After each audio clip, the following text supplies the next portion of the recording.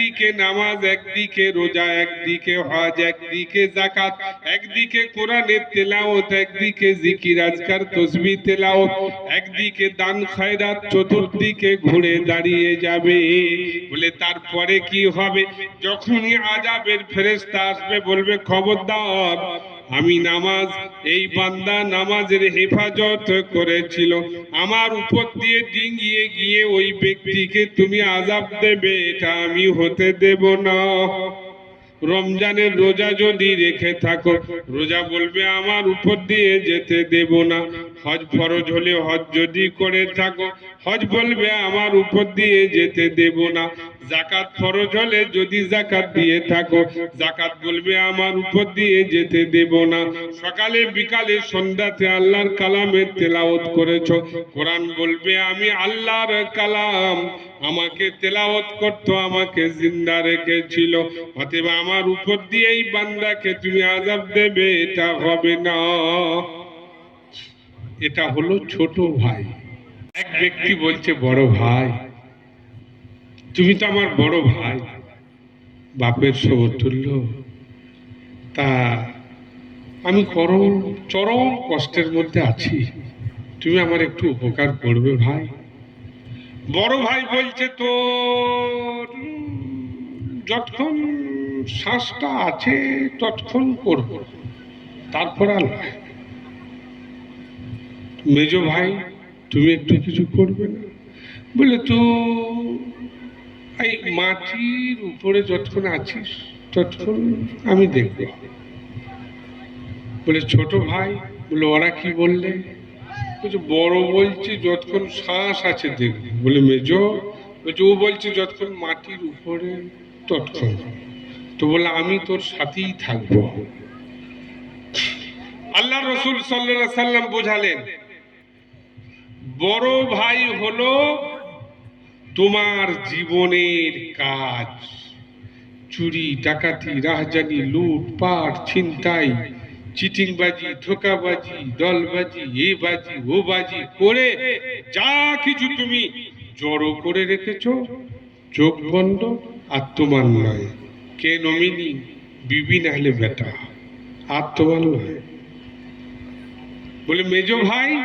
বলে, এই যত রোদই হোক, আত্মীয় স্বজন গ্রামবাসী সবাই ছুটে ছুটে আসবে, কবর ডাঙায় যাবে, মাটি দেবে, মাছ আর নাই। বলে, ছোট ভাই? বলে, জীবনে যদি পাঞ্জেগানা নামাজ পড়ে থাকো, রমজানের রোজা, হজ ফরজ হলে হজ ব্রত পালন করো, আর সেই সঙ্গে নেক কাজগুলো করো, দান খায়রাত করো, অসুস্থ মানুষের পাশে গিয়ে দাঁড়িয়ে খিদমত করো, গরিব দুঃখীদের পাশে দাঁড়াও, যদি তুমি তোমার জীবনে এই নেক আমলগুলো করে যেতে পারো, যখন তোমাকে কবরে শুইয়ে দিয়ে সকলে চলে আসবে, একদিকে নামাজ, একদিকে রোজা, একদিকে হজ, একদিকে যাকাত, একদিকে কোরআনের তেলাওয়াত, একদিকে জিকির আজকার তাসবিহ তেলাওয়াত, একদিকে দান খয়রাত, চতুর্দিকে ঘুরে দাঁড়িয়ে যাবে।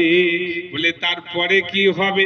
যখনই আযাবের ফেরেশতা আসবে বলবে, খবরদার, আমি নামাজ, এই বান্দা নামাজের হেফাজত করেছিল, আমার উপর দিয়ে ডিঙিয়ে গিয়ে ওই ব্যক্তিকে তুমি আযাব দেবে, এটা আমি হতে দেব না। রমজানের রোজা যদি রেখে থাকো, রোজা বলবে আমার উপর দিয়ে যেতে দেব না। হজ ফরজ হলে হজ যদি করে থাকো, হজ বলবে আমার উপর দিয়ে যেতে দেব না। যাকাত ফরজ হলে যদি যাকাত দিয়ে থাকো, যাকাত বলবে আমার উপর দিয়ে যেতে দেব না। সকালে বিকালে সন্ধ্যাতে আল্লাহর কালামের তেলাওয়াত করেছো, কোরআন বলবে আমি আল্লাহর কালাম, আমাকে তেলাওয়াত করতো, আমাকে জিন্দা রেখেছিল, অতএব আমার উপর দিয়ে এই বান্দাকে তুমি আযাব দেবে, এটা হবে না। এটা হলো ছোট ভাই। নবীজি উদাহরণ দিয়েছেন। তো ছোট ভাই নাই, মেজ আর বড় আমাদের আছে, ছোট নাই। নামাজে নাই, রোজাতে নাই, হজে নাই, যাকাতে নাই, দান খায়রাতে নাই, জিকির আজকারে নাই, তাসবিহ তেলাওয়াতে নাই। নাই মানে করি না, না তা নয়, করি, যেমন করার দরকার সেই রকম করি না, কন্টিনিউ করতে হবে। আল্লাহ তাআলা এগুলো আপনাকে আমাকে দিয়েছেন, এগুলো আমাদের কন্টিনিউ জীবনের আমল। এই আমলগুলো আমাদেরকে করতে হবে। যদি আমরা এগুলো করে থাকি তাহলে মৃত্যুর সময়ে রেহাই পাওয়া যাবে।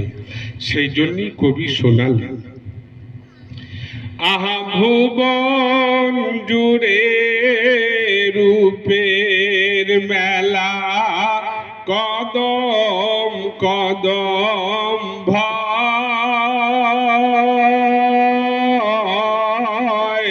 আর জানি না মন কোথায় কখন পথি বসে রয়। আমার চলার পথে প্রিয় কাটার ছড়া ছড়ি, আর পারি না সামলাতে মন তোমার পায়ে পড়ি।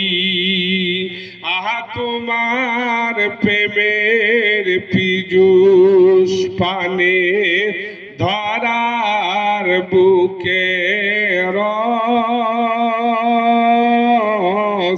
আর তোমার গুণের কিরণ গুণে গুণীর যত যশ। তোমার রূপের আবির মেখে রূপের অভিমান, আর নিখিল জুড়ে যেথায় দেখি শুধুই তোমার দান।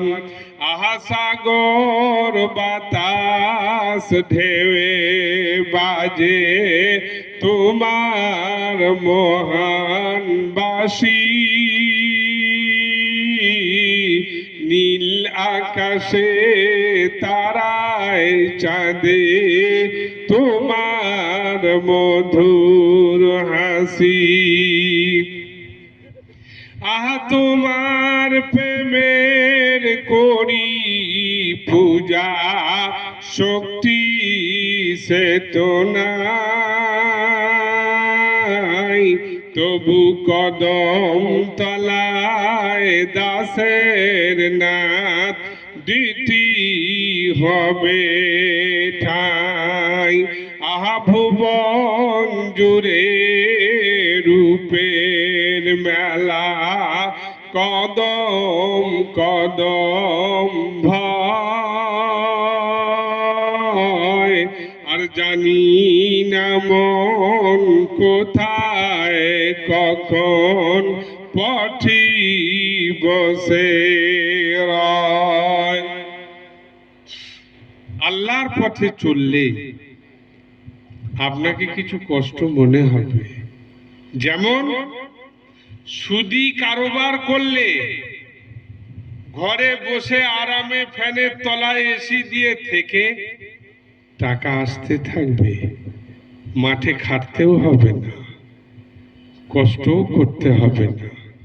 কোরআন বলেছে, ওয়া আহাল্লাল্লাহুল বাইআ ওয়া হাররামার রিবা, ব্যবসা বাণিজ্যর মাধ্যমে আমি আল্লাহ তোমাদের বরকত রেখেছি, তোমরা ব্যবসা করো, কিন্তু সুদি কারবার করো না। যখন সুদের কারবারের মধ্যে মানুষ জুড়ে যাবে, তখন দুর্বল মানুষ শোষণ হবে।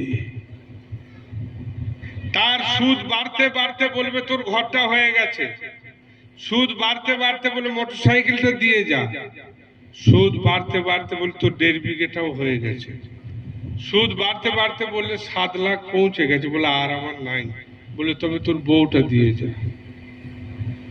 সুদি কারবার।